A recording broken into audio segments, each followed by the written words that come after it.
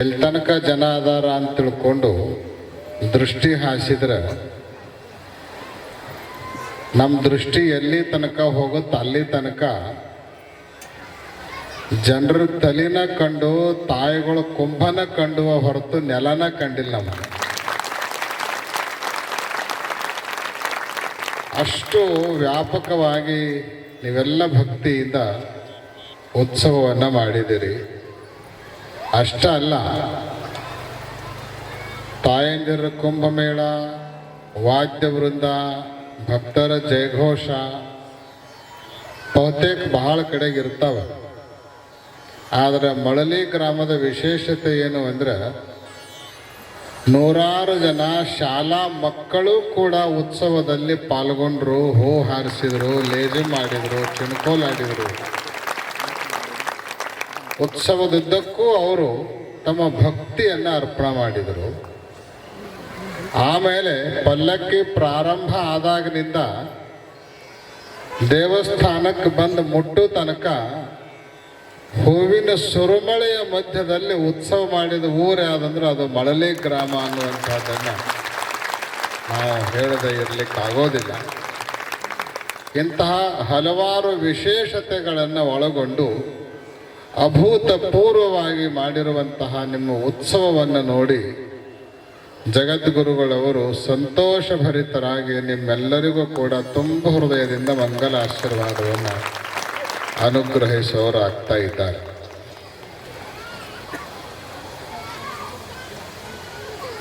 ಮಲ್ಲೇನ ಗುಡಿ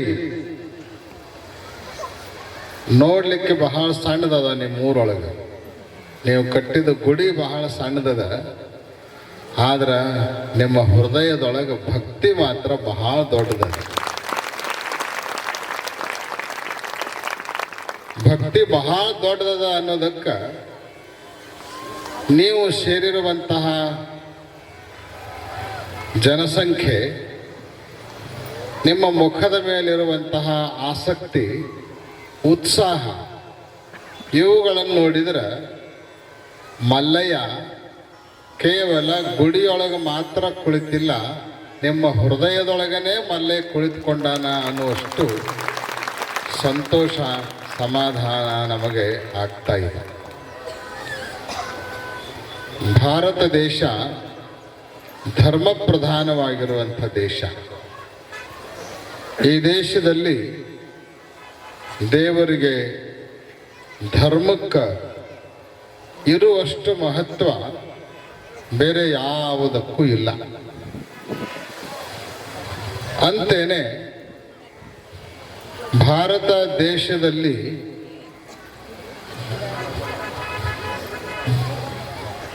ಹೆಚ್ಚಿನ ಸಂಖ್ಯೆಯಲ್ಲಿ ದೇವಸ್ಥಾನಗಳಿರೋದನ್ನು ನಾವೆಲ್ಲ ನೋಡ್ತೇವೆ. ಜಗತ್ತಿನ ಎಲ್ಲ ದೇಶಗಳಲ್ಲಿರುವ ದೇವಾಲಯಗಳನ್ನು,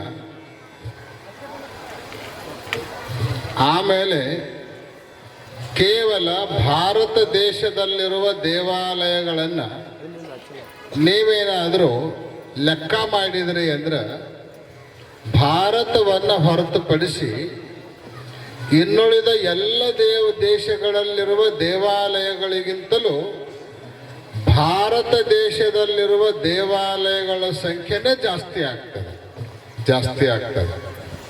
ಕಾರಣ ಏನು ಅಂದ್ರೆ ನಮ್ಮ ದೇಶದ ಪ್ರತಿಯೊಂದು ಗ್ರಾಮ, ನಗರ, ಪಟ್ಟಣಗಳಲ್ಲಿ ಒಂದೊಂದಲ್ಲ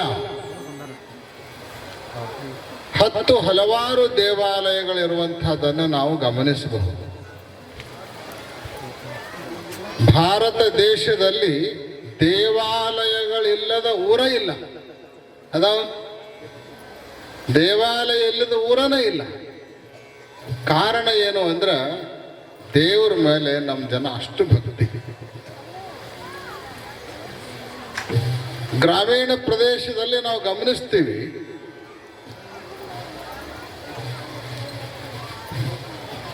ಊರೊಳಗೆ ಭಕ್ತರು ವಾಸ ಮಾಡುವಂಥ ಮನೆಯೆಲ್ಲ ಹಳೆವಾಗಿರ್ತಾವ, ಬೀಳಕ್ಕಾಗಿರ್ತಾವ. ಕೆಲವರಂತೂ ಗುಡಿಸಲ್ದಾಗ ಇರ್ತಾರ, ಮನೆ ಕಟ್ಕೊಳಕ ಆಗಿರಂಗಿಲ್ಲ. ಆದ್ರೆ ಆ ಊರೊಳಗಿನ ದೇವಾಲಯಗಳು ಮಾತ್ರ ಹೊಸವಿರ್ತಾವೆ. ತನಗಿರಾಕ ಮನೆ ಇಲ್ಲದೆ ಇರುವಂತ ಭಕ್ತನೂ ಕೂಡ ದೇವಾಲಯ ಕಟ್ಟಲಿಕ್ಕೆ ದೇಣಿಗೆ ಕೊಟ್ಟಿರ್ತಾನೆ. ಗುಡಿಸಲ್ದಾಗಿರೋ ಬಡ ಭಕ್ತನೂ ಕೂಡ ದೇಣಿಗೆ ಕೊಟ್ಟಿರ್ತಾನೆ.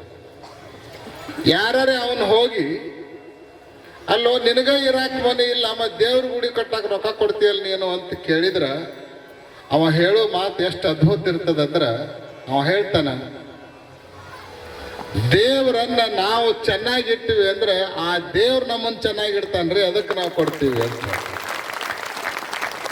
ಅವ್ರ ಭಕ್ತಿ ಎಷ್ಟು ದೊಡ್ಡದು ಅಂದ್ರೆ ಗುಡಿ ಕಟ್ಟಿ ದೇವರನ್ನು ಚೆನ್ನಾಗಿ ನಾವು ಇಟ್ಟಿವಿ ಅಂದ್ರೆ ಆ ದೇವರು ಮನೆ ಕಟ್ಕೊಳ್ಳೋ ಶಕ್ತಿ ನಮಗ್ ಕೊಟ್ಟದನ, ನಾವು ಕಟ್ಕೋಬಹುದು ಮನಿನ ಅನ್ನುವಂತ ಭಾವನೆ.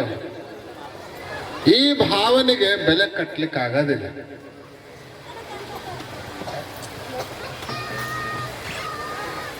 ಹೀಗೆ ದೇವಸ್ಥಾನಗಳನ್ನ ಎಲ್ಲ ಕಡೆಗೂ ಕಟ್ಟೋದ್ರ ಮೂಲಕ ತಮ್ಮ ಭಕ್ತಿ ಧರ್ಮಶ್ರದ್ಧೆಯನ್ನ ಅಳವಡಿಸಿಕೊಂಡಿರುವಂತ ದೇಶ ಅಂದ್ರೆ ಅದು ಭಾರತ ದೇಶ. ಭಾರತ ದೇಶ. ದೇವ್ರು ಎಲ್ಲದಾನ? ದೇವ್ರು ಎಲ್ಲದಾನ? ಜಾಗನ ಇಲ್ಲ ಐತನ? ಎಲ್ಲಾ ಕಡೆಗೂ ದೇವ್ರು ತುಂಬಿಕೊಂಡ.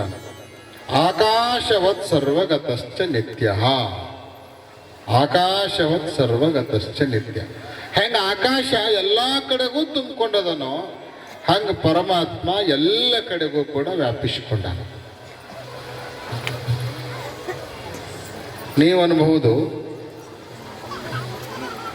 ದೇವ್ರು ಎಲ್ಲ ಕಡೆಗೆ ತುಂಬಿಕೊಂಡಿದ್ದಾನೆ ಅಂದ್ರ ಮತ್ತೆ ಅವನ ಸಲುವಾಗಿ ಒಂದು ಗುಡಿ ಯಾಕೆ ಕಟ್ಟೋದು, ಅವನೊಂದು ಮೂರ್ತಿ ಯಾಕೆ ಸ್ಥಾಪನಾ ಮಾಡೋದು, ಅವನ ಹೆಸರಿನಿಂದ ಒಂದು ಕಡೆಗೆ ಸ್ವಲ್ಪ ನೀವು ಲಕ್ಷ್ಯ ಹರಿಸಿದ್ರೆ ಈಗ ನಮ್ಮ ಒಬ್ಬ ಸೂರ್ಯ ಅದನಲ್ಲ, ಒಬ್ಬನ ಸೂರ್ಯ ಇಲ್ಲ. ಸೈನ್ಸ್ ಹೇಳ್ತದೆ, ವಿಜ್ಞಾನ ಹೇಳ್ತದೆ, ಮಿಲ್ಕಿ ವೇದೊಳಗ ಆಕಾಶ ಗಂಗೆಯೊಳಗ ಕಡಿಮೆ ಅಂದ್ರೆ ಮಿನಿಮಮ್ ಮ್ಯಾಕ್ಸಿಮಮ್ ಅಲ್ಲ, ಕಡಿಮೆ ಅಂದ್ರೆ ಇಂಥವ್ರು 50,000 ಸೂರ್ಯರದಾರಂತ. ಎಷ್ಟು? 50,000 ಸೂರ್ಯರು ಅದಾರಂತ. ಇನ್ನು ನಿಖರವಾಗಿ ಹೇಳ್ತಾ ಇಲ್ಲ ಅವರು, ಮಿನಿಮಮ್ ಅಂತ. ಅವರೆಲ್ಲ ಯಾಕೆ ಕಾಣಿಸ್ತಾ ಇಲ್ಲ ಅಂದ್ರೆ ಬಹಳ ದೂರ ಇರೋಣದರಿಂದ ಕಾಣಿಸ್ತಾ ಇಲ್ಲ, ಬಹಳ ದೂರ ಇರೋಣದರಿಂದ. ಇದು ನಮ್ದು ಒಂದು ಸೌರಮಂಡಲ, ಒಬ್ಬ ಸೂರ್ಯ, ಆ ಸೂರ್ಯನ ಸುತ್ತ ಹಾಕ್ತಾ ಇರುವಂತ ಕೆಲವು ಗ್ರಹಗಳು, ಅದರೊಳಗೆ ಶುಕ್ರ, ಗುರು, ಮಂಗಳ, ಬುಧ, ಭೂಮಿ ಇವುಗಳನ್ನೆಲ್ಲ ಒಳಗೊಂಡಿರುವಂತ ಒಂದು ಸೌರಮಂಡಲ. ಇದಕ್ಕೊಬ್ಬ ಸೂರ್ಯ. ಇಂಥವು 50,000 ಅವೆಲ್ಲ ಬಹಳ ದೂರ ಇರೋಣದರಿಂದ ನಮಗೆ ಗೋಚರಿಸ್ತಾ ಇಲ್ಲ. ಅವುಗಳೆಲ್ಲವುಗಳಿಗೂ ಕೂಡ ಶಕ್ತಿಯನ್ನು ತುಂಬಿ ನಡೆಸ್ಕೊಂಡು ಹೋಗುವಂತ ಒಬ್ಬ ಯಂತ್ರವಾಹಕ ಬೇಕಲ್ಲ, ಅವನನ್ನೇ ನಾವು ದೇವರು ಅಂತ ಕರೆಯೋದು. ದೇವರು ಅಂತ ಕರೆಯೋದು. ಒಂದು ಊರೊಳಗ ಒಬ್ಬ ಹುಡುಗ, ಅವ ಯಾವಾಗಲೂ ದೇವ್ರು ಇಲ್ಲ ಅಂತಾನೆ ವಾದಿಸ್ತಿದ್ದ. ಈ ದೇವ್ರಿಲ್ಲ ಅನ್ನೋರು ಒಂದು ನಮೂನೆ ಇರ್ತಾರ. ಅವರು ನಿಮ್ಗೆ ಹಂಗ ತಮಾಷೆಗೆ ಹೇಳ್ಬೇಕು ಅಂದ್ರೆ, ಒಂದು ಭಾಷಣ ಸ್ಪರ್ಧೆ ನಡೆದಿತ್ತಂತ. ಮೊದಲೊಬ್ಬ ದೇವ್ರ ಅದಾನ ಅಂತ ಭಾಷಣ ಮಾಡಿದ. ಮುಂದೆ ಕುಂತವ್ರು ಭಾಳ ಖುಷಿಯಾಗಿ ಚಪ್ಪಾಳೆ ಹೊಡೆದ್ರು. ಆಮೇಲೆ ಒಬ್ಬ ಬಂದು ದೇವ್ರು ಇಲ್ಲ ಅಂತಾನೆ ಭಾಷಣ ಮಾಡಿದ. ಮುಂದೆ ಕುಂತವ್ರು ಅವಾಗೂ ಚಪ್ಪಾಳೆ ಹೊಡೆದ್ರ. ಅದರೊಳಗನ ದೇವ್ರಿಲ್ಲ ಅನ್ನೋ ಅವ್ರ ಭಾಷಣ ಕೇಳಿ ಒಂದು 4 ಮಂದಿ ಪ್ರಭಾವಿತರಾಗಿ ಅವನ ಭಾಷಣ ಮುಗಿದ ನಂತರ ಅವ ರೂಮಿಗೆ ಹೋದ.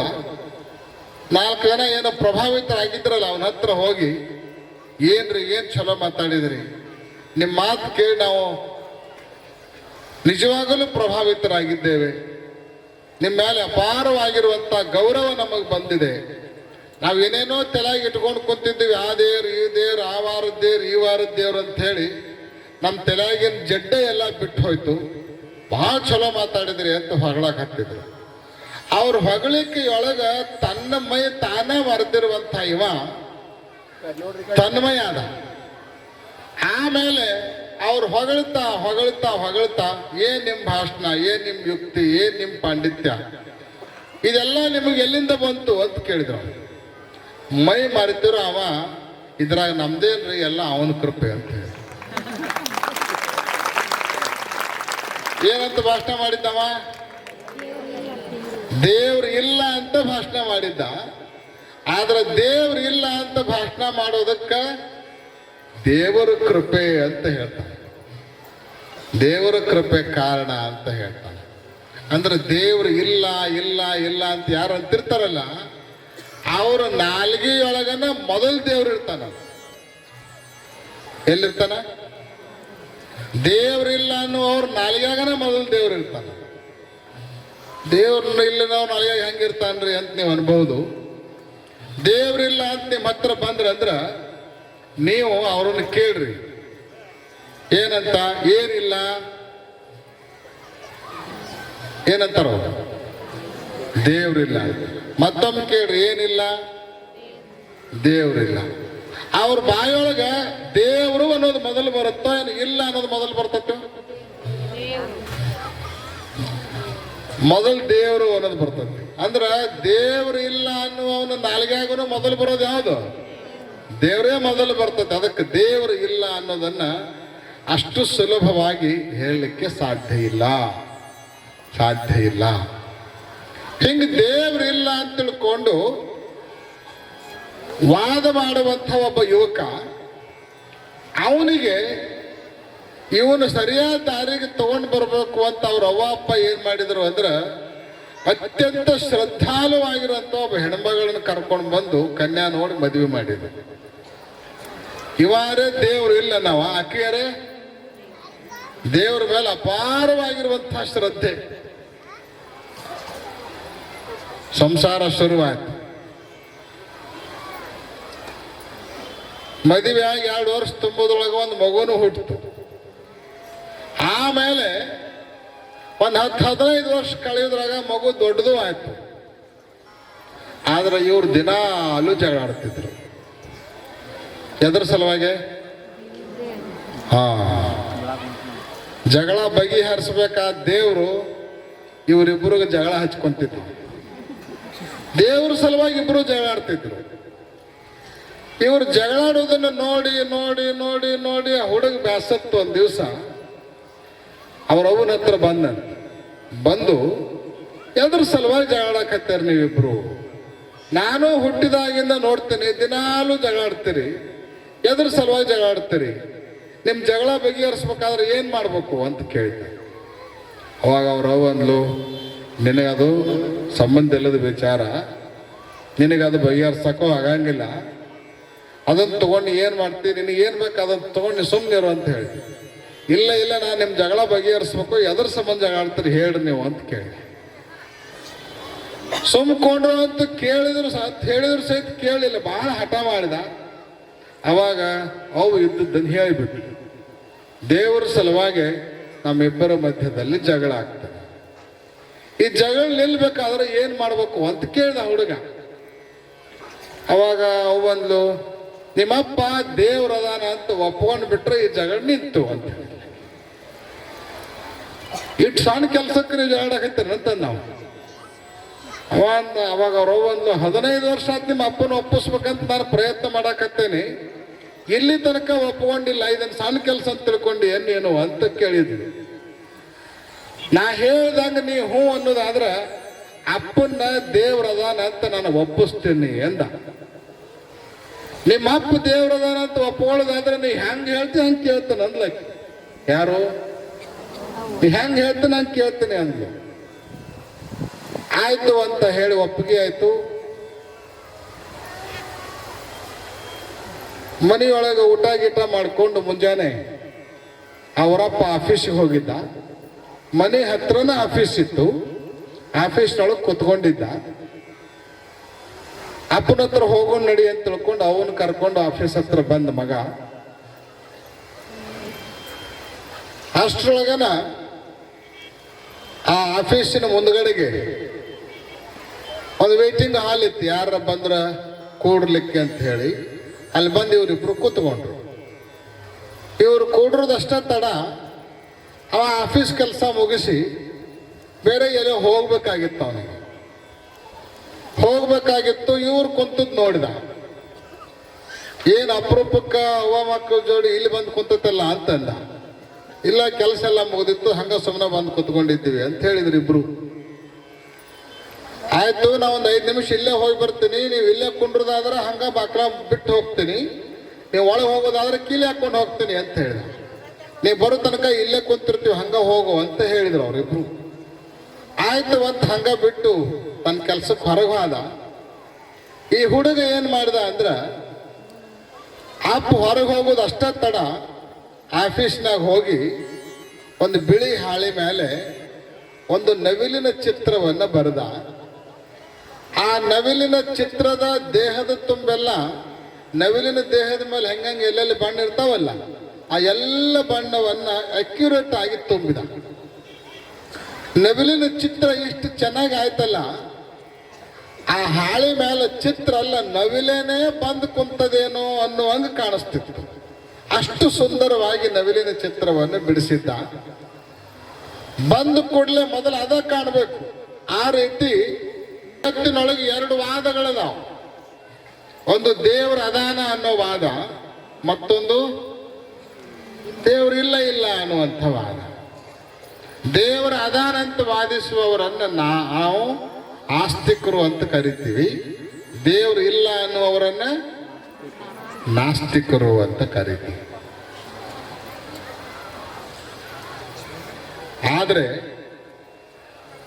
ಸ್ವಲ್ಪ ನಾವೆಲ್ಲ ಕೂಲಂಕಷವಾಗಿ ವಿಚಾರ ಮಾಡಿದ್ರೆ ದೇವರ ಅಸ್ತಿತ್ವವನ್ನು ಅಲ್ಲಗಳೆಯೋದು ಅಷ್ಟು ಸುಲಭ ಅಲ್ಲ, ಅಷ್ಟು ಸುಲಭ ಅಲ್ಲ. ನಮಗೆ ನೀರು ಕೊಟ್ಟವ್ರು ಯಾರು? ನೀರೇನು ನಾವು ಸೃಷ್ಟಿ ಮಾಡಿವಿ? ದೇವರು ಸೃಷ್ಟಿ ಮಾಡಿದ್ದು. ಬೆಳಕ ಕೊಡೋರು ಯಾರು? ದೇವ್ರೆ. ನೀವು ರಾತ್ರಿ ಒಂದು ಪಣತಿ ಹಚ್ಚಿ ಅಥವಾ ಲೈಟ್ ಹಚ್ಚಿ ಬೆಳಕ ಮಾಡ್ಕೊಳ್ಬಹುದು, ಆದ್ರೆ ಜಗತ್ತಿನ ತುಂಬ ಬೆಳಕ ಕೊಡುವಂಥವನು. ಸ್ವಲ್ಪ ವಿಚಾರ ಮಾಡ್ರಿ. ಒಂದು ಲೈಟ್ ನಾವು ಹಚ್ಚಬೇಕಾಗಿತ್ತು ಅಂದ್ರೆ, ಒಂದು ರಾತ್ರಿ ಒಂದು ಲೈಟ್ ನಾವು ಉರಿಸಿದೀವಿ ಅಂದ್ರೆ, ಪ್ರತಿ ತಿಂಗಳಾಗ ಉರಿಸಿದ್ರೆ ತಿಂಗಳ ಕೊನೆಗೆ ಏನು ಬರ್ತದ? ಕರೆಂಟ್ ಬಿಲ್ ಬರ್ತದೆ. ಹುಟ್ಟಿದಾಗಿನಿಂದ ಸಾಯೋ ತನಕ ನಿಮ್ಮ ಅಜ್ಜ ಮುತ್ತಜ್ಜ, ನಿಮ್ಮ ಮಗ ಮೊಮ್ಮಗ ಮರಿಮೊಮ್ಮಗ ಎಲ್ಲರೂ ಕೂಡ ಅವನ ಬೆಳಕ ತಗೊಳ್ತೀರಿ. ಯಾರು ಬಿಲ್ ಕೊಟ್ಟಿರಿ? ಯಾರ ಬೆಳಕು? ಸೂರ್ಯನ ಬೆಳಕು. ಅವನು ಯಾರು ಬಿಲ್ ಕೊಟ್ಟಿವಿ ನಾವು? ಯಾರ ಬಿಲ್ ಕೇಳ್ಯಾರ? ಆಮೇಲೆ ನಿಮ್ಮ ಮನೆಯಲ್ಲಿರೋ ಬಲ್ಬ್ ಉರಿಬೇಕಾಗಿತ್ತು ಅಂದ್ರೆ ವಿದ್ಯುತ್ ಬೇಕು, ಕರೆಂಟ್ ಬೇಕು. ನೀವು ಹಚ್ಚಿದ ದೀಪ ಬೆಳಕ ಕೊಡಬೇಕಾಗಿತ್ತು ಅಂದ್ರೆ ದೀಪಕ್ಕ ಎಣ್ಣೆ ಬೇಕು. ಲಕ್ಷ ಲಕ್ಷ ವರ್ಷದಿಂದ ಸೂರ್ಯ ಬೆಳಗಾಕತ್ತಾನ, ಅವನಿಗೆ ಕರೆಂಟ್ ಯಾರು ಕೊಟ್ಟಾರ? ಎಣ್ಣೆ ಯಾರು ಹಾಕ್ಯಾರ? ಒಮ್ಮೆ ಆರೇ ಇಲ್ಲ. ಅದು ಆರದೇ ಇರುವಂತಹ ಬೆಳಕ ಲಕ್ಷ ಲಕ್ಷ ವರ್ಷಗಳಿಂದ ಬೆಳಗಾಕತ್ತೈತಿ ಅಂದ್ರೆ ಯಾರು ಅದನ್ನು ಓದಿಟ್ಟಾರ ಆಕಾಶದೊಳಗೆ? ಆ ಬೆಳಕಲ್ಲ ಯಾರೊಬ್ರು ಇರ್ಬೇಕಲ್ಲ, ಯಾರೊಬ್ರು ಇರ್ಬೇಕಲ್ಲ. ಅವನನ್ನ ದೇವರು ಅಂತ ಕರೀತೀವಿ, ಅವನನ್ನೇ ದೇವರು ಅಂತ ಕರೀತೀವಿ. ದೇವರು ಎಲ್ಲ ಕಡೆಗೂ ತುಂಬಿಕೊಂಡಿದ್ದಾನೆ. ದೇವರು ಎಲ್ಲ ಕಡೆಗೆ ಅದಾನ ಇರ್ತಾನ ಅನ್ನೋದಕ್ಕೆ ಸಾಕಷ್ಟು ಉದಾಹರಣೆಗಳಿದಾವೆ. ಭಕ್ತ ಪ್ರಹ್ಲಾದನಿಗೆ ದೇವರು ಎಲ್ಲಿ ಪ್ರತ್ಯಕ್ಷ ಆದ? ಅರಮನೆಯ ಕಂಬದೊಳಗನೆ ಪ್ರತ್ಯಕ್ಷ ಆದ. ಹಿಂಗ ದೇವರನ್ನು ಯಾರ್ಯಾರು ಎಲ್ಲೆಲ್ಲಿ ಭಕ್ತಿಯಿಂದ ಪ್ರಾರ್ಥನೆ ಮಾಡ್ತಾರೋ ಅಲ್ಲಿ ಎಲ್ಲ ಕಡೆಗೂ ಪ್ರತ್ಯಕ್ಷನಾಗ. ಗೊಲ್ಲಾಳನಿಗೆ ಎಲ್ಲಿ ಪ್ರತ್ಯಕ್ಷ ಆದ? ಕುರಿ ಹೆಕ್ಕಿಯೊಳಗೆ ದೇವರು ಪ್ರತ್ಯಕ್ಷ. ದೇವರಿಲ್ಲದ ಜಾಗನ ಇಲ್ಲ, ಎಲ್ಲ ಕಡೆಗೂ ವ್ಯಾಪಿಸಿಕೊಂಡಾನ. ಅಂತ ಹಾಗಾದ್ರೆ ಅವನ ಸಲುವಾಗಿ ಗುಡಿ ಯಾಕೆ ಕಟ್ಟಬೇಕು? ಅವನದೊಂದು ಮೂರ್ತಿ ಯಾಕೆ ಸ್ಥಾಪನಾ ಮಾಡಬೇಕು? ಇದಕ್ಕೆ ಉತ್ತರನ ಒಬ್ಬ ವಿದ್ವಾಂಸ ಬಹಳ ಸುಂದರವಾಗಿ ಕೊಟ್ಟಾನ. ಗಾಹ ಸರ್ವಾಂಗಜಂ ಕ್ಷೀರಂ ಸ್ರವತೆ ಸ್ತನ ಮುಖಾದ್ಯಥ ತಥಾ ಸರ್ವತ್ರ ಗೋ ದೇವೋ ಮೂರ್ತಿ ರೂಪೇಣ ರಾಜತೆ. ಮೂರ್ತಿ ರೂಪೇಣ ರಾಜತೆ.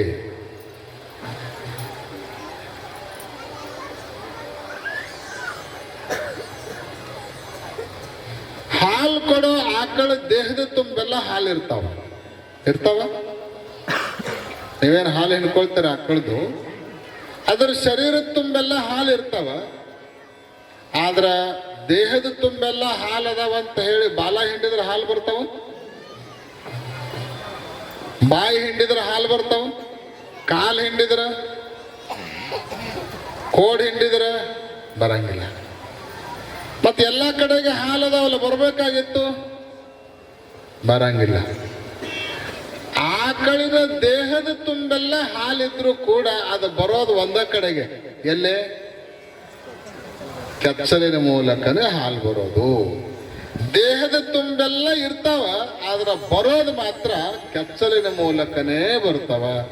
ಹಂಗ ದೇವರು ಎಲ್ಲಾ ಕಡೆಗೂ ತುಂಬಿಕೊಂಡನ. ಅವ ಪ್ರಕಟ ಎಲ್ಲಿ ಆಗ್ತಾನೆ ಅಂದ್ರ ಮೂರ್ತಿಗಳ ಮೂಲಕ ಪ್ರಕಟ ಆಗ್ತಾನ, ದೇವಾಲಯಗಳ ಮೂಲಕ ಹೊರಗೆ ಬರ್ತಾನ ಅನ್ನುವಂಥ ಮಾತನ್ನ ಸುಭಾಷಿತಕಾರ ವಿದ್ವಾಂಸ ಹೇಳ್ಕೊಂಡು ಬರ್ತಾನೆ.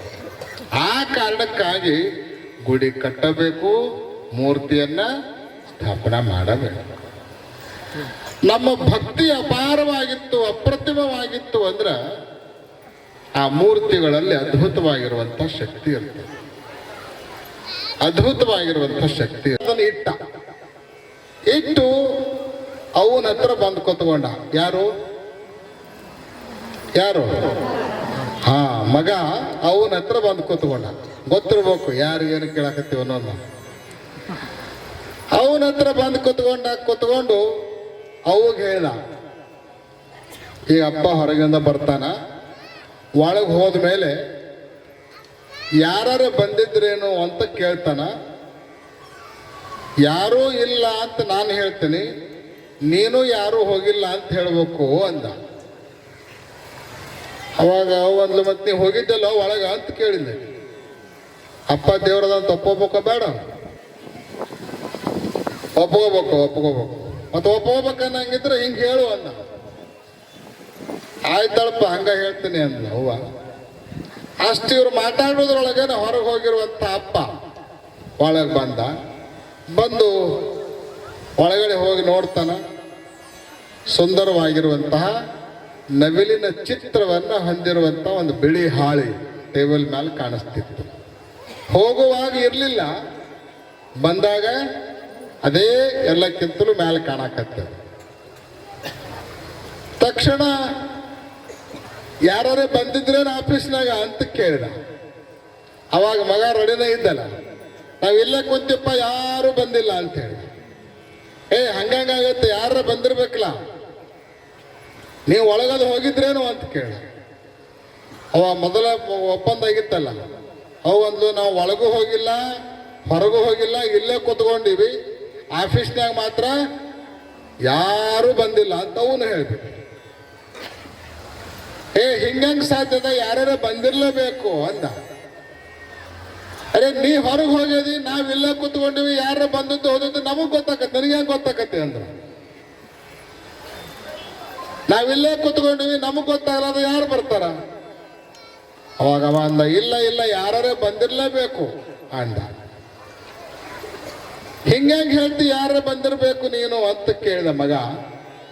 ಅವಾಗ ಅಪ್ಪಂದ, ನಾ ಹೋಗುವಾಗ ನವಿಲಿನ ಚಿತ್ರ ಇಲ್ಲಿ ಇರ್ಲಿಲ್ಲ, ಬರೋದ್ರೊಳಗನ ಈ ಚಿತ್ರ ಇಲ್ಲಿ ಐತಿ ಅಂದ್ರ ಯಾರ ಒಳಗ ಬಂದಿರ್ಬೇಕು ಅಂದ. ಅವಾಗ ಹುಡುಗಂದ, ಆ ನವಿಲಿನ ಸುದ್ದಿ ಹೇಳಕತ್ತೆ ನೀನಂದ. ಹೌದಪ್ಪ, ನವಿಲಿನ ಸುದ್ದಿನ ಹೇಳಕತ್ತೀನಿ. ಅವಾಗ ಮಗ ಅಂದ, ನಾವಿಲ್ಲೇ ಕೂತ್ಕೊಂಡಿದ್ವಿ, ಯಾರೂ ಬಂದಿಲ್ಲ. ಅಲ್ಲೇನು ಅಂಗಡಿ ಐತಲ್ಲ, ಆ ಅಂಗಡಿ ಒಳಗೆ ಒಂದು ಹಾಳಿ, ಬಿಳಿ ಹಾಳಿ ಗಾಳ್ಯಾಗ ಹರ್ಕೋತ ತಾನ ಬಂದು ಟೇಬಲ್ ಮೇಲೆ ಕೂತು ಅಂದ. ಗಾಳ್ಯಾಗ ಹರ್ಕೋತ ತಾನ ಬಂದು ಟೇಬಲ್ ಮೇಲೆ ಕುಂತು, ಆಮೇಲೆ ಪಕ್ಕದ ಅಂಗಡಿ ಒಳಗಿನ ಒಂದು ಸೀಸ್ ಪೆನ್ಸಿಲ್ ತಾನ ಹಾರ್ಕೋತ ಬಂದು ನಿನ್ ಟೇಬಲ್ ಮೇಲೆ ಕುಂತಿರೋ ಆ ಹಾಳಿ ಮೇಲೆ ನವಿಲಿನ ಚಿತ್ರ ಬಿಡಿಸ್ತು ಅಂದ. ನವಿಲಿನ ಚಿತ್ರ ಬಿಡಿಸ್ತು ಅಂದ.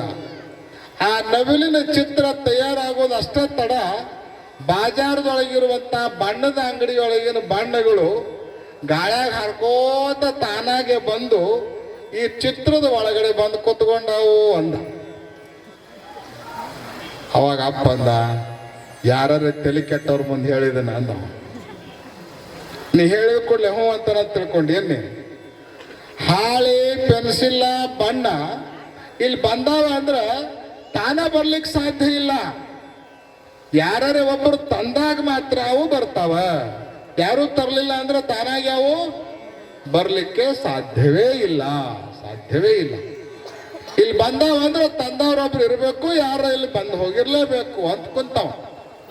ಅವಾಗ ಮಗ ಅಂದಪ್ಪ, ಒಂದು ಹಾಳಿಯೊಳಗಿನ ನವಿಲ, ಚಿತ್ರದ ನವಿಲ ನಿನ್ನ ಸಣ್ಣ ಆಫೀಸ್ನೊಳಗೆ ಬರಬೇಕು ಅಂದ್ರೆ ಯಾರೇ ಒಬ್ರು ತರ್ಲಾರ್ದ ಬರಾಕ್ ಸಾಧ್ಯ ಇಲ್ಲ ಅಂತ ಹೇಳ್ತಿ.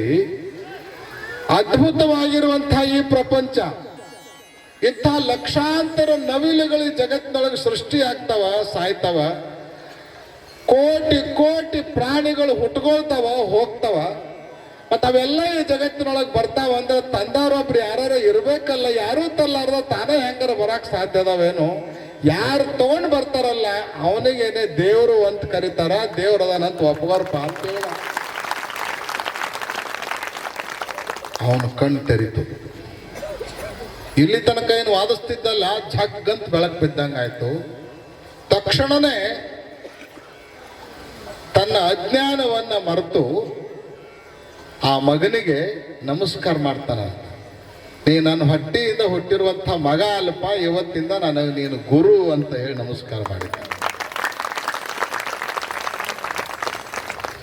ಆವತ್ತಿನಿಂದ ದೇವ್ರ ಅದಾನ ಅಂತ ತಿಳ್ಕೊಂಡು ಅಪ್ಪ ಒಪ್ಕೊಂಡ. ಅವ್ರ ಸಂಸಾರ ಚೆನ್ನಾಗಿ ನಡೀಲಿಕ್ಕೆ ಶುರುವಾಯಿತು.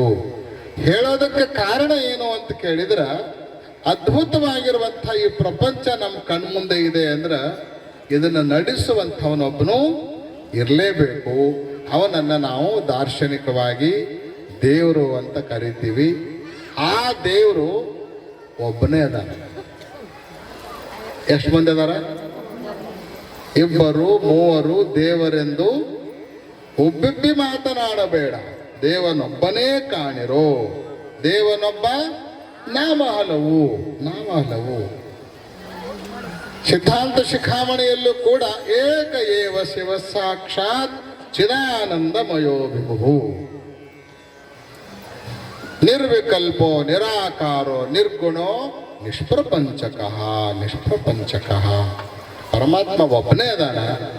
ಆದ್ರೆ ನಮ್ಮ ಬುದ್ಧಿ ಅನೇಕ ಇರೋಣದರಿಂದ, ನಾವು ಭಿನ್ನ ಭಿನ್ನವಾಗಿರೋಣದರಿಂದ ನಮ್ಮ ರುಚಿಗೆ ತಕ್ಕಂಗ, ಇಷ್ಟಕ್ಕೆ ತಕ್ಕಂಗ ನಮಗೊಬ್ಬ ದೇವರು ಇರಬೇಕು ಅಂತ ಹೇಳಿ ನಾವು ಅನೇಕ ದೇವರನ್ನ ಮಾಡ್ಕೊಂಡಿವಿ.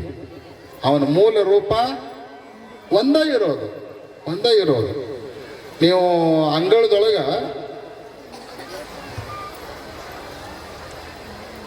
ಬೆಳ್ಳಿ ಪಾತ್ರೆಯಾಗ, ತಾಮ್ರದ ಪಾತ್ರೆಯೊಳಗ, ಮಣ್ಣಿನ ಪಾತ್ರೆಯೊಳಗ, ಹಿತ್ತಾಳಿ ಪಾತ್ರೆಯೊಳಗ ನೀರು ತುಂಬಿಟ್ರೆ ಅಂದ್ರೆ ಸೂರ್ಯನ ಬಿಂಬ ನೀರಿನೊಳಗೆ ಕಾಣಿಸ್ತದೆ. ನಾವೇನಂತೀವಿ ಅದಕ್ಕೆ? ಬೆಳ್ಳಿ ಕೊಡದಾಗಿನ ಸೂರ್ಯ ಅಂತೀವಿ, ತಾಮ್ರದ ಕೊಡದಾನ ಸೂರ್ಯ ಅಂತೀವಿ. ಬೇರೆ ಬೇರೆ ಅದಲ್ಲ, ಇರೋದು ಒಬ್ಬನೇ. ನಾವು ಪಾತ್ರೆ ತುಂಬಿ ಬೇರೆ ಬೇರೆ ಮಾಡ್ಕೊಂಡಿರೋಣದರಿಂದ ಬೇರೆ ಬೇರೆ ನಮಗೆ ಕಾಣಿಸ್ತಾ ಇರ್ತದೆ. ಆದ್ರೆ ಇದು ಬೇರೆ ಬೇರೆ ಇರಬೇಕು, ಇರಬಾರ್ದಂತಲ್ಲ. ಆದ್ರೆ ಇದು ಒಂದೇ ಸತ್ಯ, ಉಳಿದದ್ದೆಲ್ಲ ಸುಳ್ಳು ಅಂತ ತಿಳ್ಕೋಬಾರ್ದು. ಪರಮಾತ್ಮ ಒಬ್ಬನೇ ಅದಾನ. ಅವನಿಗೆ ನಾಮ ರೂಪ ಅನಂತ ಅದಾವ. ಅಂತ ಅನಂತ ನಾಮ ರೂಪಗಳಲ್ಲಿ ಶ್ರೀಶೈಲದ ಮಲ್ಲಿಕಾರ್ಜುನನು ಕೂಡ ಒಂದು ಅದ್ಭುತವಾಗಿರುವಂತಹ ಶಕ್ತಿ, ಅದ್ಭುತವಾಗಿರುವಂತಹ ದೈವ ಕಳೆ.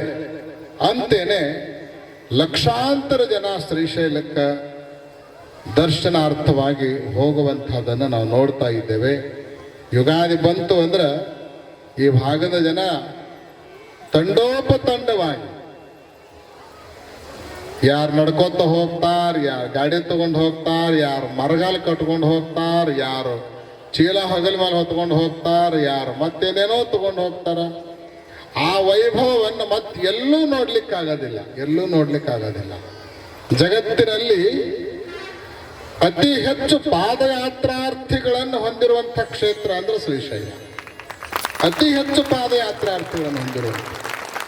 ಇಷ್ಟು ಜನ ಕಾಲ್ನಡಿಗೆಯಿಂದ ಬಹುತೇಕ ಯಾವ ದೇವರಿಗೂ ಹೋಗೋದಿಲ್ಲ. ಇಷ್ಟೆಲ್ಲ ವ್ಯವಸ್ಥೆ ಇದ್ದಾಗಲೂ ಕೂಡ ಹೋಗುವಂಥ ಭಕ್ತಿ ಅದು ಶ್ರೀಶೈಲ ಕ್ಷೇತ್ರಕ್ಕೆ ಇರೋದು. ಶ್ರೀಶೈಲ ಸಮಂ ಕ್ಷೇತ್ರಂ ನ ಭೂತೋ ನ ಭವಿಷ್ಯತಿ. ಶ್ರೀಶೈಲ ಕ್ಷೇತ್ರಕ್ಕೆ ಸಮಾನವಾಗಿರುವಂಥ ಕ್ಷೇತ್ರ ಹಿಂದೆಂದೂ ಆಗಿಲ್ಲ, ಮುಂದೆಂದೂ ಆಗಲಿಕ್ಕೆ ಸಾಧ್ಯ ಇಲ್ಲ ಅನ್ನುವಂಥ ಮಾತನ್ನ ವೇದವ್ಯಾಸರು ಶ್ರೀಶೈಲ ಖಂಡದಲ್ಲಿ ಬರೆದುಕೊಂಡು ಬಂದಿದ್ದಾರೆ. ಅಂತಹ ಶ್ರೀಶೈಲದ ಆರಾಧ್ಯ ದೈವ ಯಾರು ಅಂದ್ರೆ ಮಲ್ಲಿಕಾರ್ಜುನ. ಆ ಮಲ್ಲಿಕಾರ್ಜುನನನ್ನ ಇವತ್ತು ನೀವು ಮಳಲಿಯೊಳಗೆ ತೆಗೆದುಕೊಂಡು ಬಂದು ಪ್ರತಿಷ್ಠಾಪನೆ ಮಾಡಿದವರಾಗಿದ್ದೀರಿ. ಈ ಊರಷ್ಟೇ ಅಲ್ಲ, ನಾವು ಗಮನಿಸಿದಂತೆ ಕರ್ನಾಟಕದ ಉತ್ತರ ಭಾಗದಲ್ಲಿ ಅಷ್ಟು ಕಡಿಮೆ, ಆದರೆ ದಕ್ಷಿಣ ಭಾಗದಲ್ಲಿ, ಆಮೇಲೆ ಕರ್ನಾಟಕಕ್ಕೆ ಹೊಂದಿಕೊಂಡಂತೆ ಇರುವಂಥ ಮಹಾರಾಷ್ಟ್ರದ ಅನೇಕ ಜಿಲ್ಲೆಗಳಲ್ಲಿ, ಬಹುತೇಕ ಎಲ್ಲ ನಗರ ಎಲ್ಲ ಗ್ರಾಮಗಳಲ್ಲಿಯೂ ಕೂಡ ಮಲ್ಲಿಕಾರ್ಜುನ ದೇವಸ್ಥಾನ ಇರುವಂತಹದ್ದನ್ನು ನಾವು ಗಮನಿಸಬಹುದು. ಕಾರಣ ಏನು ಅಂದ್ರೆ ಎಲ್ಲ ಊರವರು ಕಂಬಿ ತಗೊಂಡು ಬರ್ತಾರ, ಎಲ್ಲ ಊರವರು ಮಲ್ಲಯ್ಯ ನಡ್ಕೊಳ್ತಾರ, ಮಲ್ಲಯ್ಯನ ಜಾತ್ರೆ ಮಾಡ್ತಾರ. ಅದರೊಳಗೆ ಮಳಲಿಯ ಸದ್ಭಕ್ತರು ಕೂಡ ತಮ್ಮ ಹೆಚ್ಚಿನ ಭಕ್ತಿಯನ್ನು ಇಟ್ಕೊಂಡು ಅಪಾರವಾಗಿರುವಂಥ ಶ್ರದ್ಧೆಯಿಂದ ಆ ಮಲ್ಲಯ್ಯನನ್ನು ನಿರಂತರ ಆರಾಧಿಸ್ತಾ ಬಂದವರಾಗಿದ್ದೀರಿ. ಆ ಕಾರಣಕ್ಕಾಗೇ ಇವತ್ತು ನಿಮ್ಮೂರಿನ ಈ ದೇವಸ್ಥಾನದ ಲೋಕಾರ್ಪಣೆಗೆ ನಿಮ್ಮೆಲ್ಲರ ಭಕ್ತಿಗೆ ಒಲಿದು ಮಲ್ಲಯ್ಯನೇ ಈ ದೇವಸ್ಥಾನದೊಳಗೆ ಬಂದು ವಿರಾಜಮಾನನಾಗಿದ್ದಾನೆ. ಶ್ರೀಶೈಲ ಜಗದ್ಗುರುಗಳೇ ಮಲ್ಲಯ್ಯನ ಕರ್ಕೊಂಡು ಬಂದು ನಿಮ್ಮ ಗುಡಿಯೊಳಗೆ ಕೂಡ್ರಿಸಿ ಹೋಗ್ತಾ ಇದ್ದಾರೆ ಅನ್ನುವಂಥದ್ದನ್ನು ಈ ಸಂದರ್ಭದಲ್ಲಿ ನೀವೆಲ್ಲ ಅರ್ಥ ಮಾಡ್ಕೊಳ್ಬೇಕು. ಅದಕ್ಕಾಗಿ ಅಲ್ಲಿಯ ಮಲ್ಲಯ್ಯನಲ್ಲಿರುವಂಥ ಭಕ್ತಿಯನ್ನೇ ಇಲ್ಲಿಯ ಮಲ್ಲಯ್ಯನಲ್ಲೂ ಕೂಡ ನೀವು ತೋರಿಸಿ ನಿಮ್ಮ ಇಷ್ಟಾರ್ಥವನ್ನು ಪಡೆದುಕೊಳ್ಬೇಕು ಅನ್ನುವಂತಹ ಸೂಚನೆಯನ್ನು ನಿಮ್ಮೆಲ್ಲರಿಗೆ ಕೊಡಮಾಡ್ತಾ, ಮತ್ತು ಹೆಂಗೂ ನಮ್ಮೂರಾಗ ಗುಡಿ ಆಯ್ತು, ನಮ್ಮೂರೊಳಗನ ಮಲ್ಲಯ್ಯ ಬಂದು ಕುಂತಾನ, ಇನ್ಯಾಕೆ ಶ್ರೀಶೈಲಕ್ಕೆ ಅನ್ಬೇಡ್ರಿ. ಮತ್ತು ದಿನಾಲು ಮಲ್ಲಯ್ಯ ನೋಡ್ಬೇಕು ಅನ್ನಿಸ್ದಾಗ ಇಲ್ಲಿ ಹೋಗೋದು, ವರ್ಷಕ್ಕೊಮ್ಮೆರೆ ಅಲ್ಲಿ ಮಲ್ಲಯ್ಯಗೂ ಬರಬೇಕು. ನೀವು ಮೊಬೈಲ್ ದಿವಸ ತುಂಬ ಉಪಯೋಗ ಮಾಡ್ತೀರಿ, ಚಾರ್ಜ್ ಡೌನ್ ಆದ ಕೂಡಲೇ ಏನು ಮಾಡ್ತೀರಿ? ಚಾರ್ಜಿಗೆ ಹಚ್ತಿರಿಲ್ಲ. ಹಂಗೆ ವರ್ಷದ ತುಂಬ ಇಲ್ಲೇ ಮಲ್ಲಯ್ಯ ಅನ್ನೋದು. ಆಮೇಲೆ ವರ್ಷ ತಗೊಂಡು ಅಲ್ಲಿ ತೊಗೊಂಡು ಮತ್ತೆ ಚಾರ್ಜ್ ಮಾಡ್ಕೊಂಡು ಬರೋದು. ವರ್ಷ ತನಕ ಫುಲ್ ಚಾರ್ಜ್ ಇರ್ತದೆ, ನಿಮಗೆ ಬ್ಯಾಟ್ರಿ ಕೆಲಸ ಕೊಡ್ತದೆ. ಹಂಗೆ ಭಕ್ತಿಯನ್ನು ಇಟ್ಕೊಂಡು ನೀವೆಲ್ಲ ಸಾಗಬೇಕು ಅನ್ನುವಂಥದ್ದನ್ನು ನಿಮಗೆಲ್ಲ ಸೂಚನೆಯನ್ನು ಕೊಟ್ಟು, ದೇವಸ್ಥಾನ ಕಟ್ಟಿದ ಮೇಲೆ ಅದರ ಪಾವಿತ್ರತೆಯನ್ನು ಕಾಪಾಡ್ಕೊಂಡು ಹೋಗೋದು ಅಷ್ಟೇ ಮುಖ್ಯವಾಗಿರುವಂತಹದ್ದು. ದೇವಸ್ಥಾನದೊಳಗೆ ನಡಿಬಾರದ ಕೆಲಸಗಳು ನಡಿಬಾರ್ದು. ಇಸ್ಪೆಟ್ ಆಡಿದ್ನೆ, ಮತ್ತೇನೋ ಮತ್ತೇನೋ ಮಾಡಿದ್ನೋ, ಇಂಥವೆಲ್ಲ ನಡೀಲಾರ್ದಂಗೆ ಅದರ ಪಾವಿತ್ರತೆಯನ್ನು ಉಳಿಸಿ ಬೆಳೆಸ್ಕೊಂಡು ಹೋಗಬೇಕಾಗಿರುವಂತಹದ್ದು ನಿಮ್ಮೆಲ್ಲರ ಕರ್ತವ್ಯ. ಅಲ್ಲಿ ಪೂಜೆ ಮಾಡಿರಿ, ಪ್ರಾರ್ಥನೆ ಮಾಡಿರಿ, ಜಪ ಮಾಡಿರಿ, ತಪ ಮಾಡಿರಿ, ಭಜನೆ ಮಾಡಿರಿ, ಸತ್ಸಂಗ ಮಾಡಿರಿ, ಪುರಾಣ ಪ್ರವಚನ ಹಚ್ಚಿರಿ. ಆದ್ರೆ ಅದನ್ನು ಬಿಟ್ಟುಕೊಟ್ಟು ಬೇರೆ ಬೇರೆ ಅವಾಂತರದ ಚಟುವಟಿಕೆಗಳು ಅಲ್ಲಿ ನಡೆಯಲಾರದಂತೆ ಇವೆಲ್ಲ ಲಕ್ಷ್ಯ ಕೊಟ್ಟು ಆ ದೇವಸ್ಥಾನದ ಪಾವಿತ್ರತೆಯನ್ನು ಕಾಪಾಡಿಕೊಂಡು ಹೋಗಬೇಕು ಅನ್ನುವಂತಹ ಸೂಚನೆಯನ್ನು ನಿಮ್ಮೆಲ್ಲರಿಗೆ ಕೊಡಮಾಡ್ತಾ, ಆ ಶ್ರೀಶೈಲದ ಮಲ್ಲಯ್ಯನ ಅನುಗ್ರಹ, ಇಷ್ಟು ಭಕ್ತಿಯಿಂದ ದೇವಸ್ಥಾನವನ್ನು ಕಟ್ಟಿರುವಂತಹ ದೇವಸ್ಥಾನದ ಲೋಕಾರ್ಪಣೆಗೆ ಇಷ್ಟೆಲ್ಲ ಭಕ್ತಿಯಿಂದ ನೀವೆಲ್ಲ ದುಡಿದಿರ್ತಕ್ಕಂಥ ನಿಮ್ಮೆಲ್ಲರಿಗೆ ಭ್ರಮರಾಂಬ ಮಲ್ಲಿಕಾರ್ಜುನ ಸ್ವಾಮಿ, ಜಗದ್ಗುರು ಪಂಚಾಚಾರ್ಯರು, ಶ್ರೀಶೈಲ ಪೀಠದ ಎಲ್ಲ ಜಗದ್ಗುರುಗಳು ಆಯುಷ್ಯ, ಆರೋಗ್ಯ, ಭೋಗ ಭಾಗ್ಯಗಳನ್ನು ಸುಖ ಶಾಂತಿ ನೆಮ್ಮದಿ ಸಮೃದ್ಧಿಗಳನ್ನು ಕರುಣಿಸಿ ಕಾಪಾಡಲಿ ಹಾಗೆ ಅಂತ ತಿಳ್ಕೊಂಡು ಈ ಸಂದರ್ಭದಲ್ಲಿ ನಿಮ್ಮೆಲ್ಲರಿಗೂ ಕೂಡ ಹಾರೈಸಿ ದೇವಸ್ಥಾನವನ್ನು ಕಟ್ಟಿದ ಮೇಲೆ ಕೇವಲ ಮೂರ್ತಿ ಸ್ಥಾಪನೆ ಮಾಡಿದ ಕೂಡಲೇ ಮುಗಂಗಿಲ್ಲ. ಅಲ್ಲೇ 48 ದಿನಗಳವರೆಗೆ ಒಂದು ಮಂಡಲ ಪೂಜೆ ಅಂತ ಮಾಡಬೇಕಾಗಿರ್ತದೆ. ದಿನಾಲೂ 48 ದಿನದ ಪರ್ಯಂತ ರುದ್ರಾಭಿಷೇಕವನ್ನು ನೆರವೇರಿಸಿ 48ನೇ ದಿವಸಕ್ಕೆ ಮತ್ತು ವಿಶೇಷವಾಗಿರುವಂಥ ಒಂದು ಚಿಕ್ಕ ಕಾರ್ಯಕ್ರಮವನ್ನು ಮಾಡಿ ಆ ಮಂಡಲೋತ್ಸವವನ್ನು ಪೂರ್ಣ ಮಾಡಿದಾಗಲೇ ಅಲ್ಲಿ ಪ್ರತಿಷ್ಠಾಪನೆಗೊಂಡಿರುವಂತಹ ಪರಮಾತ್ಮನ ಆ ಶಕ್ತಿ ಜಾಗೃತವಾಗಿ ಅಲ್ಲಿ ನೆಲೆಗೊಳ್ಳಲಿಕ್ಕೆ ಸಾಧ್ಯ ಆಗುತ್ತೆ ಅನ್ನುವಂಥದ್ದನ್ನು ಕೂಡ ನಿಮಗೆಲ್ಲ ಸೂಚನೆಯನ್ನು ಕೊಟ್ಟು ಪ್ರತಿ ವರ್ಷ ಶ್ರೀಶೈಲಕ್ಕೆ ಬರೋದನ್ನು ಮರಿಬೇಡ್ರಿ ಅಂತ ಹೇಳಿ ಮತ್ತೊಮ್ಮೆ ನಿಮ್ಮೆಲ್ಲರಿಗೂ ಕೂಡ ಸೂಚಿಸಿ ಶ್ರೀಶೈಲಕ್ಕೆ ಬಂದ ಭಕ್ತರಿಗೆ ಅನುಕೂಲ ಆಗಲಿ ಅಂತ ತಿಳ್ಕೊಂಡೇನೆ ಇವತ್ತು ಪೀಠದಲ್ಲಿ ಮುಖಾಂತರ ಸಾಕಷ್ಟು ಅಭಿವೃದ್ಧಿ ಕಾರ್ಯಗಳನ್ನು ಜಗದ್ಗುರುಗಳವರು ಹಮ್ಮಿಕೊಂಡಿದ್ದಾರೆ. ನಿಮಗೆಲ್ಲ ಗೊತ್ತಿರ್ಬೋದು, ಈ ಹಿಂದೆ 2 ವರ್ಷದ ಹಿಂದೆ ಪಾದಯಾತ್ರೆಯನ್ನು ಮಾಡಿದ್ರು ಜಗದ್ಗುರುಗಳು. ಲಕ್ಷಾಂತರ ಭಕ್ತರು ಅದರೊಳಗೆಲ್ಲ ಬಂದಿದ್ದರು. ಈಗಾಗಲೇ ಕೊಂಡೂರಿನ ಶ್ರೀಗಳವರು ಹೇಳಿದಂತೆ 10 ಎಕರೆ ಜಾಗನ ಶ್ರೀಶೈಲಕ್ಕೆ ತಗೊಂಡು ಪೀಠಕ್ಕೆ ತೆಗೆದುಕೊಂಡು ಬರುವ ಭಕ್ತರಿಗೆ ಉಳ್ಕೊಳ್ಳೋದಕ್ಕೆ, ಆಮೇಲೆ ನೀವೆಲ್ಲ ಕಂಬಿ ತೊಗೊಂಡು ಬರ್ತೀರಲ್ಲ, ನಿಮ್ಮ ಕಂಬಿ ಇಡೋದಕ್ಕೆ, ನಿಮ್ಮ ಆರೋಗ್ಯದಲ್ಲಿ ಏನಾದರೂ ವ್ಯತ್ಯಾಸ ಆದ್ರೆ ನಿಮಗೆ ತೋರಿಸ್ಕೊಳ್ಳೋದಕ್ಕೆ ಅನುಕೂಲ ಆಗಲಂತ ಹಾಸ್ಪಿಟ್ಲು, ಕಂಬಿ ಮಂಟಪ, ಯಾತ್ರೆ ನಿವಾಸ ಇವೆಲ್ಲವುಗಳನ್ನು ನಿರ್ಮಾಣ ಮಾಡುವಂಥ ಯೋಜನೆಯನ್ನು ಕೂಡ ಅಲ್ಲೇ ಪ್ರಾರಂಭಿಸ್ತಾ ಇದ್ದೇವೆ. ಅದಕ್ಕೆ ಊರಿನ ನಿಮ್ಮೆಲ್ಲ ಸದ್ಭಕ್ತರು ಕೂಡ ಶಕ್ತಿಯಾನುಸಾರ ಸಹಕಾರವನ್ನು ನೀಡಬಹುದು ಅನ್ನುವಂತಹ ಸೂಚನೆಯನ್ನು ಕೂಡ ಕೊಡೋದರ ಜೊತೆಗೆ ಈಗಾಗಲೇ ದೇವಸ್ಥಾನ ಲೋಕಾರ್ಪಣೆ ಆಗಿದೆ. ಮೇಲೆ ಶಿಖರವನ್ನು ಕಟ್ಟೋದಕ್ಕೆ ಕೂಡ ನೀವೆಲ್ಲ ಸಂಕಲ್ಪವನ್ನು ಮಾಡಿದ್ದೀರಿ. ಇನ್ನೇನು ಬಹಳ ತಡ ಆಗವೇ ಈ ದೇಹದ ಮಲ್ಲಯ್ಯ. ಅದಕ್ಕೆ ಈಗೇನು ನೀವು ಮುಂದೆ ಶಿಖರ ಕಟ್ಟಿ ಕಳಸಾರೋಹಣ ಮಾಡ್ತಿರಲ್ಲ, ಆ ಸಮಯಕ್ಕೆ ಲಿಂಗ ದೀಕ್ಷಾ ಕಾರ್ಯಕ್ರಮನೂ ಕೂಡ ಇಟ್ಕೊಳ್ರಿ. ಎಲ್ಲರೂ ಎದೆ ಮೇಲೆ ಲಿಂಗ ಕಟ್ಕೊಳ್ಳುವಂತಹ ದೀಕ್ಷೆಯನ್ನು ಪಡ್ಕೊಂಡು ಧರ್ಮವಂತರಾಗಿ ನೀವೆಲ್ಲ ಉತ್ತಮ ದಾರಿಯಲ್ಲಿ ಸಾಗಬೇಕು. ಅವಾಗ ನೀವೆಲ್ಲ ಲಿಂಗ ಕಟ್ಕೊಳ್ಳೋದಾದ್ರನ್ನ ಕಳಸಾರೋಹಣಕ್ಕೆ ಜಗದ್ಗುರುಗಳು ಬರ್ತಾರೆ. ಅದಕ್ಕೆ ಪ್ರತಿಯೊಬ್ಬರೂ ಕೂಡ ಲಿಂಗ ಧಾರಣ ಮಾಡಿಕೊಂಡು ಧರ್ಮದ ಹಾದಿಯೊಳಗೆ ನೀವೆಲ್ಲ ಸಾಗಬೇಕು ಅನ್ನುವಂತಹ ಸೂಚನೆಯನ್ನು ನಿಮ್ಮೆಲ್ಲರಿಗೆ ಕೂಡ ಕೊಡಮಾಡ್ತಾ ಈ ದೇವಸ್ಥಾನ ನಿರ್ಮಾಣಕ್ಕೆ ಮತ್ತು ಈ ಕಾರ್ಯಕ್ರಮಕ್ಕೆ ತನು ಮನ ಧನದಿಂದ ಸೇವೆಯನ್ನು ಸಲ್ಲಿಸಿರುವಂತಹ, ಪರೋಕ್ಷವಾಗಿ ಅಪರೋಕ್ಷವಾಗಿ ಶ್ರಮವಹಿಸಿ ದುಡಿದಿರುವಂತಹ ಎಲ್ಲ ಸದ್ಭಕ್ತರಿಗೂ ಕೂಡ ಸನ್ಮಂಗಲವನ್ನು ಹಾರೈಸಿ ಅನೇಕ ಮಠಾಧೀಶರ ವೇದಿಕೆಯಲ್ಲಿ ಪಾಲ್ಗೊಂಡಿದ್ದಾರೆ. ಸಮಯ ಬಹಳ ಆಗಿರೋಣದರಿಂದ ನಾವ್ಯಾರೂ ಮಾತಾಡೋದು ಬೇಡ, ಜಗದ್ಗುರುಗಳೇ ಮಾತಾಡಲಿ ಅಂತ ಹೇಳಿ ಸಮಯದಾನವನ್ನು ಮಾಡಿ ಎಲ್ಲರೂ ಕೂಡ ಕುಳಿತುಕೊಂಡು ಸಮಾರಂಭದ ಯಶಸ್ಸಿಗೆ, ಸಭೆಯ ಶೋಭೆಗೆ ಕಾರಣೀಭೂತರಾಗಿದ್ದಾರೆ ಅಂತ ಎಲ್ಲ ಮಠಾಧೀಶರಿಗೆ ಇದೀಗ ತಾನೇ ನಮ್ಮ ಚಿಪ್ಪಲಕಟ್ಟಿಯ ಶ್ರೀಗಳವರು ಆಗಮಿಸಿದ್ದಾರೆ. ಜಮಖಂಡಿಯ ಮುತ್ತಿನಕಂತಿ ಮಠದ ಶ್ರೀಗಳವರು ಕೂಡ ಆಗಮಿಸಿದ್ದಾರೆ. ನಮ್ಮ ಕಲ್ಯಾಣ ಮಠ ಸ್ವಾಮಿಗಳು ಮತ್ತು ಮುಧೋಳು ಗವಿಮಠ ಸ್ವಾಮಿಗಳಂತೂ ಇದ್ದಾರೆ. ಕೊಂಡೂರಿನ ಸ್ವಾಮಿಗಳಂತೂ 5-6 ದಿವಸ ಅಂತ ಇಲ್ಲೇ ಟೆಂಟ ಹೊಡೆದಾರ. ಮತ್ತು ಅವ್ರು ಟೆಂಟ್ ಹೊಡೆದಾರಂತ ಇಷ್ಟು ಚಲೋ ಆಗೈತೆ ಕಾರ್ಯಕ್ರಮ ಆಗಿದೆ. ಮತ್ತು ಅವ್ರು ಎಲ್ಲರೇ ಸಡ್ಲು ಬಿಟ್ಟಿದ್ರು ಅಂದ್ರೆ ಈ ಕಾರ್ಯಕ್ರಮ ಇಷ್ಟು ಯಶಸ್ವಿ ಆಗಲಿಕ್ಕೆ ಸಾಧ್ಯ ಆಗ್ತಿರ್ಲಿಲ್ಲ. ಅವರು ಒಳ್ಳೆಯ ಸಂಘಟನಾ ಚತುರರು, ಎಲ್ಲಿ ಹೋಗ್ತಾರೋ ಅಲ್ಲಿ ಬೆನ್ನು ಹತ್ತಿ ಪ್ರಸಂಗ ಬಂದ್ರೆ ಭಕ್ತರನ್ನ ಬೈದು ಸಿಟ್ಟಿಗೆದ್ದು ಏನೇನೋ ಮಾಡಿ ಸರ್ಕಸ್ ಮಾಡಿ ಕಾರ್ಯಕ್ರಮ ಸಕ್ಸಸ್ ಮಾಡ್ತಾರೆ. ಬಹುತೇಕ ಇವತ್ತಿನ ಈ ಕಾರ್ಯಕ್ರಮ ಸಕ್ಸಸ್ ಆಗಿದೆ ಅಂದ್ರೆ ಅವ್ರ ಸರ್ಕಸ್ ಅದಕ್ಕೆ ಕಾರಣ ಅಂತ ಹೇಳಿದರೆ ಅತಿಶಯೋಕ್ತಿ ಆಗಲಾರದು. ಹೀಗೆ ಅವ್ರ ಮೂಲಕ ಧರ್ಮ ಕಾರ್ಯಗಳು ಎಲ್ಲ ಕಡೆಗೆ ಹಬ್ಬಲಿ ಹಾಗೆ ಅಂತ ತಿಳ್ಕೊಂಡು ಹಾರೈಸಿ ಆಶೀರ್ವಚನವನ್ನು ಪೂರ್ಣಗೊಳಿಸ್ತಾ ಇದ್ದೇವೆ. ಓಂ ಶಾಂತಿ ಶಾಂತಿ.